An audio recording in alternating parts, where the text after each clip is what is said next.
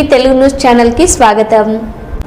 అంబేద్కర్ కోనసీమ జిల్లా రాజోలు మండలం ములికిలపల్లి గ్రామంలో బాలయోగి కాలనీలో ఉన్న మండల పరిషత్ ప్రాథమిక పాఠశాలకు స్థానికులు విద్యార్థుల తల్లిదండ్రులు తాళం వేసిన సంఘటన గురువారం చోటు చేసుకుంది. పాఠశాలకు అన్ని సౌకర్యాలు పుష్కలంగా ఉన్నప్పటికీ కేవలం 1-2 తరగతులను కొనసాగించి 3, 4, 5 తరగతులకు చెందిన 37 మందిని పక్క గ్రామంలో సుమారు 3 కిలోమీటర్ల మేర దూరంలో ఉన్న వేరే పాఠశాలకు వెళ్లమనడం ఎంతవరకు సమంజసమని విద్యార్థుల తల్లిదండ్రులు ప్రశ్నిస్తున్నారు.